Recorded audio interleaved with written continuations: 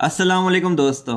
उम्मीद करता हूँ आप लोग खैरियत से होंगे। मेरा नाम उमैर है and welcome back to my channel. जैसा कि आप लोगों को मालूम है कि मैंने सीवी रिव्यू सेगमेंट स्टार्ट किया है और लास्ट वीडियो मैंने जो रिकॉर्ड की थी उसके बाद मुझे बहुत ज़्यादा सीवीज रिसीव हुई हैं, तो आज उस सीरीज़ की दूसरी वीडियो है। तो चलें सीवी रिव्यू का स्टार्ट करते हैं। सबसे पहले मैं ईमेल खोल रहा हूँ और ये ईमेल आई है मेरे पास इकरारुल हसन की और इनका फ़ोन नंबर दुबई का ही है, तो इसका मतलब ये दुबई में ही है। अस्सलाम वालेकुम sir, I have more than 3 years of experience as a electrical project engineer.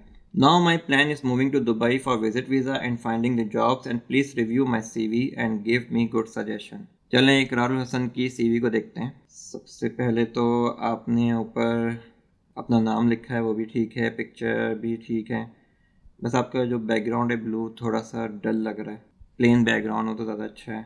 बाकी ईमेल भी आपने सही डाला हुआ है बिल्कुल, और फ़ोन नंबर भी ठीक है, लोकेशन यूएई लिखी है वो भी ठीक है। समरी रीड करते हैं आपकी।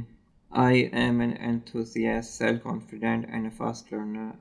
I believe in constant growth and gaining knowledge that integrates with my field. I showcase my potential in better communications and teamwork. My objective is to gather experience and expand my horizons in my field and as well as in the professional sector, which would help me increase my interests and achieve my goals for betterment and mutual prosperity. अच्छा इकरार, आपकी जो CV है वो वैसे अगर देखा जाए जैसे नॉर्मल सीवीज होती हैं उसके मुकाबले में बहुत बेहतर है, लेकिन क्योंकि हम इसको और इम्प्रूव भी कर सकते हैं। तो अगर आपने मेरी एआई सीवी वाली वीडियो देखी है तो उसमें मैंने बताया कि एक कैची हेडलाइन जो होती है वो काफ़ी अट्रैक्ट कर लेती है एम्प्लॉयर को। आपने सिर्फ अपना जो लिखा है हेडलाइन वो इलेक्ट्रिकल इंजीनियर लिखी है, उसे ऊपर सेक्शन में लिखने की ज़रूरत नहीं है, उसको नीचे ले आएँ, हेडलाइन की एक हेडिंग डालें और उसके नीचे चैट जीपीटी के थ्रू एक अच्छी सी हेडलाइन बनाएं और वो लिखें, क्योंकि हेडलाइन के ज़रिए पता चल जाता है कि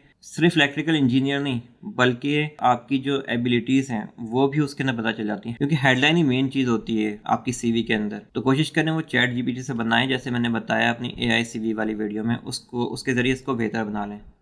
इसी तरह जो समरी लिखी है आपने, तो ये भी बहुत अच्छी लिखी हुई है और पहले इसी तरह से लिखी जाती थी समरी भी, लेकिन जब आप इसको कॉपी पेस्ट करेंगे चैट जीपीटी के अंदर, उससे कहेंगे मुझे इसको इम्प्रूव करके दो, तो ये उससे ज़्यादा बेहतर और इसमें कीवर्ड्स भी ऐड कर देगा वो चैट जीपीटी। तो इसको इम्प्रूव करें। मेरी वही वाली वीडियो जो मैंने आपको बताई है एआई सीवी वाली वीडियो देख के ये दोनों चीज़ें इम्प्रूव कर लें।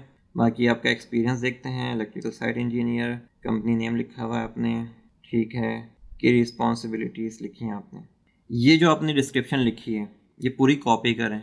ये मैंने एआई सीवी वाली वीडियो में एक्सप्लेन किया किस तरह से करना है, तो वो वीडियो ज़रूर देखें और उसके थ्रू ये अच्छा लिखा हुआ है, मैं नहीं कह रहा एक बुरा लिखा हुआ है, लेकिन वो आपको और अच्छा लिख के देगा और आपकी रिस्पॉन्सिबिलिटीज़ और आपकी जो अचीवमेंट्स होंगी उसको अलग अलग करके सेपरेट हेडिंग्स में बना कर दे देगा। तो ये जो एक्सपीरियंस है आपका, आप इसको भी एआई सीवी वाली वीडियो देखें, उसके अंदर मैंने बताया है कैसे इम्प्रूव करना है इसको, उसके ज़रिए इम्प्रूव कर लें, ठीक है। ये आपकी जितनी भी एक्सपीरियंस हैं आप उसी के ज़रिए इम्प्रूव करें। इकरार, ओवरऑल आपकी सीवी बहुत अच्छी है, लेकिन अगर आप एआई के ज़रिए बनाएंगे अपनी सीवी को तो वो और ज़्यादा अच्छी हो जाएगी, क्योंकि उसमें कीवर्ड्स भी ऐड हो जाएंगे और जो सॉफ्टवेयर्स होते हैं उसमें अपेयर होने के चांसेस बढ़ जाएंगे। इसी तरह अपनी लिंक्डइन प्रोफाइल भी इसी के ज़रिए इम्प्रूव कर लें और उसमें भी कीवर्ड्स ऐड होंगे तो लोग आपको सर्च भी कर सकेंगे। इकरार की सीवी हो गई, अब दूसरी सीवी देखते हैं। तो दूसरी जो ईमेल हमारे पास आई है वो है एहसन खान की तरफ से। इनका फ़ोन नंबर पाकिस्तान का है, आई होप ये पाकिस्तान में ही होंगे। I am a WordPress designer end developer with 6+ years of experience. I am seeking job opportunities in Dubai. I was a top rated seller on Fiverr, but my account got blocked. So I am now looking for a job. I have followed your instruction to create my CV. Could you check if it's ATS optimized? Thanks. चलें हसन की CV देखते हैं। सबसे पहले web designer end developer, team lead, 6 years of experience, address, email, website, portfolio, वहाँ पर आपने static डाले हुए, तो अगर वो नहीं है कोई वेबसाइट तो उसको स्टैटिक डालने की ज़रूरत नहीं है, उसको हटा दें यहाँ से। लिंक्डइन प्रोफाइल ठीक है आपने डाली हुई है। अच्छा, यहाँ पर एक बात समझने की कोशिश कर रहे हैं कि सीवी जो होती है ना वो मैक्सिमम 3 पेज की, कम से कम 1 या 2 पेज की होनी चाहिए। मैक्सिमम 3 पेज, उससे ज़्यादा नहीं होनी चाहिए। तो आपकी सीवी देखते हैं कितने पेज की है। 1, 2, 3, 3 पेज की है। लेकिन जो चीज़ें आपने शुरू में लिखी ना, जो आपने अपना कॉन्टैक्ट डिटेल्स लिखी हैं, उसने काफ़ी जगह घेर ली है। तो कोशिश करें कि उसके जो स्पेसिंग है, लाइन स्पेसिंग, उसको कम करें। और हेडलाइन को अगर नाम के बाद अगर लिख सकते हैं वहाँ लिख दें, क्योंकि यूटिलाइज़ किया करें वाइड स्पेसेस को। क्योंकि सामने वाला जब भी सीवी खोलेगा ना आपकी, तो उसके सामने वो चीज़ आनी चाहिए जिससे वो अट्रैक्ट हो जाए फ़ौरन। वो आपके नाम से अट्रैक्ट नहीं होगा, वो आपके हेडलाइन से अट्रैक्ट तो हो जाएगा, लेकिन एड्रेस वगैरह से भी वो अट्रैक्ट नहीं होगा। ये इतनी मेन चीज़ नहीं होती है, सेकेंडरी चीज़ें होती हैं। प्राइमरी जो चीज़ होती है ना, सबसे पहले उस पर फोकस करें। अच्छा, आपने कहा कि मेरी आपने वीडियो देखी है, उसके अकॉर्डिंग आपने बनाई है। तो मैंने 2 वीडियोस बनाई हैं। एक तो सीवी बताइए किस तरह से बनाई जाती है, दूसरी बताई है मैंने कि एआई के ज़रिए किस तरह से सीवी को इम्प्रूव किया जा सकता है। और मुझे ऐसा लग रहा है कि आपने वो वीडियो नहीं देखी है, क्योंकि जो आपने एक्सपीरियंस लिखा है और रिस्पॉन्सिबिलिटी स्लैश अचीवमेंट्स लिख दिया है, तो रिस्पॉन्सिबिलिटीज़ अलग हेडिंग होगी, अचीवमेंट की अलग हेडिंग होगी। क्योंकि रिस्पॉन्सिबिलिटीज़ देखें, नॉर्मली जितने भी लोग होंगे ना, सबकी सेम ही होंगी। अगर कोई वेब डिज़ाइनर है ना, तो उसने वही काम किए होंगे। उसने HTML पे काम किया होगा, उसने वर्डप्रेस पे काम किया होगा, जुमला पे किया होगा, ड्रूपल पे किया होगा, मैजेंटो पे किया होगा, जो भी सेम टूल्स हैं सबके। तो जो एम्प्लॉयर होगा या जो HR रिक्रूटर होगा, उसके सामने सारी सीवीज एक जैसी ही लगेंगी। अचीवमेंट जो मैंने बताया ना, वो चीज़ होगी जो डिफ्रेंशिएटर होगी आपका। आपको रिक्रूटर के सामने जो है वो मुख्तलिफ अंदाज में पेश करेगी। तो अचीवमेंट बहुत इंपॉर्टेंट है। तो आपने जो दोनों हेडिंग साथ लिख दी ना, ऐसा नहीं करें, बल्कि अचीवमेंट्स की अलग हेडिंग डालें। जैसे आपने कोई बहुत बड़ा प्रोजेक्ट बनाया, किसी बड़ी कंपनी के लिए काम किया है, उसकी वेबसाइट का लिंक दे दें, किस तरह से काम किया था आपने उसके अंदर, उसको एक्सप्लेन कर दें। ठीक है। अच्छा, आपने और क्या लिखा है अपना? Team lead, 6 years of experience. देखिए, मैं आपको भी यही मशवरा दूंगा कि ये सब चीज़ें AI से लिखवाएं, ChatGPT से। वो मेरी वीडियो देखें जाकर, AI CV वाली, उसमें मैंने बताया है कि किस तरह से हेडलाइन बनानी है, किस तरह से अचीवमेंट्स बनानी है, किस तरह से रिस्पॉन्सिबिलिटीज़ बनानी है। और ये जो गैप है ना, वाइड स्पेसिंग जो है, इसको कम करें। मैंने उसमें एक टेम्पलेट भी दिया है, आप उसको भी फॉलो कर सकते हैं CV का। तो जितने भी एक्सपीरियंस हैं आपके, एक तो उसको अपडेट करें उसके ज़रिए, AI के ज़रिए, ChatGPT के ज़रिए। दूसरी चीज़, हर एक्सपीरियंस में आपने एक सॉफ्टवेयर टेक्नोलॉजी लिखी है। ऐसा नहीं करें, एक काम इसको यूँ करें कि टेक्निकल स्किल्स की एक अलग हेडिंग बनाएं और वो सब एक जगह मेंशन कर दें। ठीक है। जैसे टेक्निकल स्किल्स की हेडिंग बनाई आपने लिख दिया CMS की हेडिंग, उसमें एक CMS कोलन लिख दिया, और वर्डप्रेस लिख दिया आपने, आपको जुमला आता है वो लिख दिया। तो इससे ये नहीं पता चलेगा कि आपने एक ड्यूरेशन के लिए काम किया उस पर, ऐसा नहीं फील होगा, बल्कि आपको ये काम आते हैं ऐसा फील होगा एम्प्लॉयर को। अभी ऐसा लग रहा है कि आपने जो है जनवरी 2018 से 2018 दिसंबर तक सिर्फ वर्डप्रेस पे काम किया है। उसके अलावा आपने आगे जो आप मेंशन किया है, 1 साल आपने HTML CSS जावास्क्रिप्ट jQuery पे काम किया है। तो फिर आगे वर्डप्रेस आया था। तो एम्प्लॉयर को ऐसा फील नहीं होने दें कि अब वो आपको कैलकुलेट करता रहे कि आपको कितना एक्सपीरियंस आता है। आप बस एक हेडिंग डालें मेन टेक्निकल स्किल्स की, और उसमें सारी चीज़ें मेंशन कर दें एक साथ। बाकी एजुकेशन ठीक लिखी हुई है आपने, और कोर्सेज भी ठीक हैं, ऑनर्स एंड अवार्ड्स भी सही हैं। अच्छा, जो पोर्टफोलियो होता है ना, आपने CV में लिख तो दिया है, ये भी ठीक ही है, लेकिन जो वेब डिज़ाइनर्स और ग्राफिक डिज़ाइनर्स होते हैं ना, मैं उनको यही मशवरा देता हूँ कि अपना कोई ऑनलाइन पोर्टफोलियो बनाए। अगर वेबसाइट बना सकते हैं ना अपनी, तो बहुत अच्छी बात है। वहाँ ये सारे प्रोजेक्ट्स की डिटेल लिखें, क्योंकि जब तक विजुअली चीज़ नज़र नहीं आएगी ना एम्प्लॉयर को, उसको अट्रैक्शन नहीं मिलेगी, वो अट्रैक्ट नहीं होगा आपकी प्रोफाइल से। अभी उसको क्लिक करके जाना पड़ेगा कि आप उसने कैसा बनाया है। तो ये सब चीज़ों का टाइम नहीं होता है एम्प्लॉयर के पास, उसके पास हज़ारों CV आई हुई होती हैं। तो वो सिर्फ आपके अगर कॉन्टैक्ट डिटेल में एक वेबसाइट का एड्रेस होगा, उस पर क्लिक करके ज़रूर देख लेगा कि आपने कौन सी वेबसाइट बनाई है। लेकिन इतनी सारी लिस्ट को जाके कोई भी नहीं देखेगा। इसमें से हो सकता है वो एक को देख ले और वही एक सबसे अच्छी वाली नहीं हो। तो ऐसा ऐसा करें कि एक कोई वेबसाइट अपनी बना लें, या कोई फ्री प्लेटफॉर्म पे बना लें, जो फ्री वेबसाइट्स होती हैं उस पर बना लें। वहाँ जाकर अपना पोर्टफोलियो बनाएं, और वो फिर अपनी कॉन्टैक्ट डिटेल में लिखें उसका जो है एड्रेस। अच्छा, आपने नीचे स्किल्स एंड कॉम्पिटेंसीज लिखा हुआ है, इसको टेक्निकल स्किल्स कर दें, और बाकी वहाँ ऊपर से हटा दें। फिर टेक्नोलॉजी आपने जो मेंशन किया है हर एक्सपीरियंस के अंदर, इसको जो आपने जो लिस्ट बना दी ना, इसको डिवाइड करें लिस्ट को इस तरह से, जैसे लैंग्वेजेस हो गया फॉर एग्जांपल। अब HTML CSS जावास्क्रिप्ट, ये लैंग्वेजेस में आ जाएंगी। लैंग्वेजेस कोलन HTML, जितनी भी लैंग्वेजेस हैं वो सब एक साथ जमा कर दें। इसी तरह से जो सॉफ्टवेयर्स हैं, एडोबी के सॉफ्टवेयर्स हैं, वो लिख दें आप, या अगर कर सकते हैं तो। वैसे ये भी ठीक ही है, लेकिन उससे सेग्रीगेशन हो जाएगी, एक फ़ौरन आइडिया मिल जाता है। जैसे फॉर एग्जांपल वीडियो एडिटर के सॉफ्टवेयर्स हैं, उसको अलग लिख दें, आपने हैं मेंशन किए या नहीं, प्रोजेक्ट मैनेजमेंट का कोई सॉफ्टवेयर आता है आपको, वो लिख दें, ठीक है। तो ऐसा ये इम्प्रूव करके फिर आप मुझे दोबारा सेंड करें अपनी सीवी, और चलते हैं दूसरी सीवी की तरफ।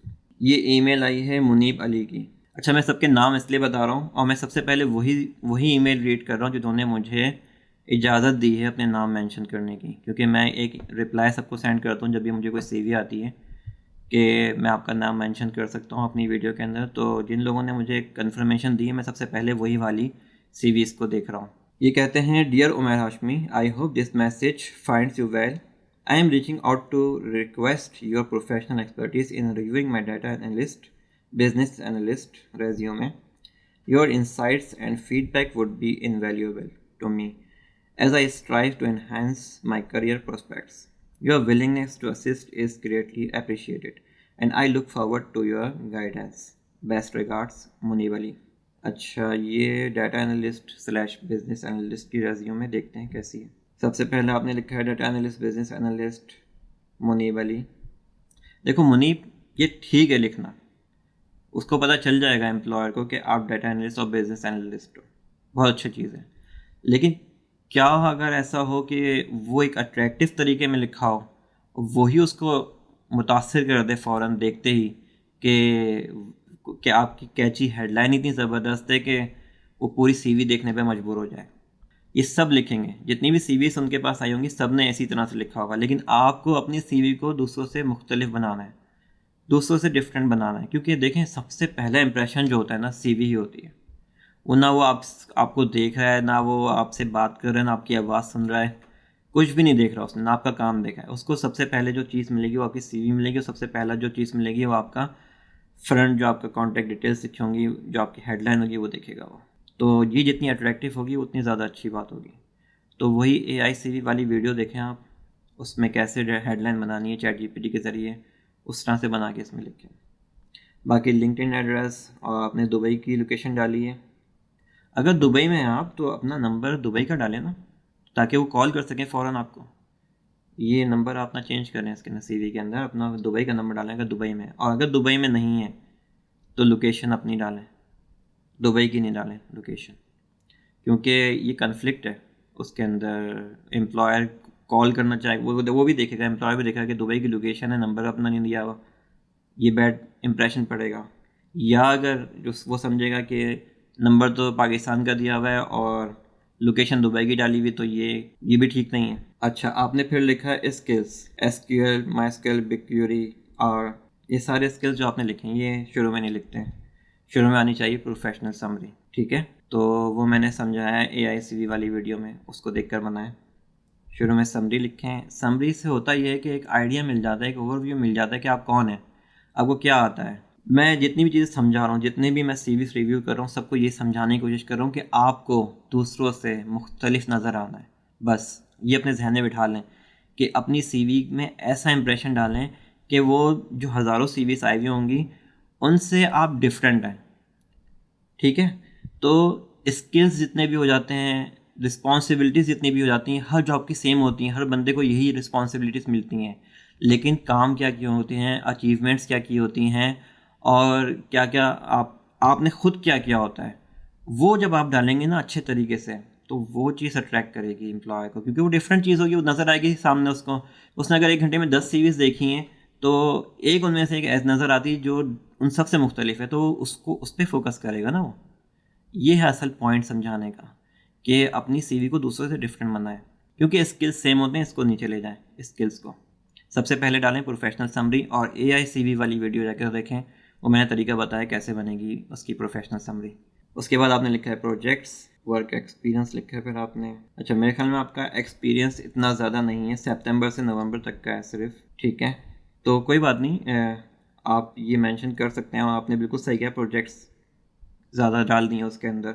वही तरीका करें, आपकी सीवी वैसे एक ही पेज की है ना, तो वही तरीका करें जो आपको बता रहा हूँ। सबसे पहले तो आ गई हेडलाइन, अपने नाम के नीचे आ जाएगी, जैसे मैंने बताया उस वीडियो के ना, वो देखें आप।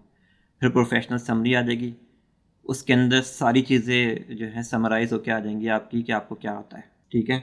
उसके बाद आप चाहे टेक्निकल स्किल्स डाल दें।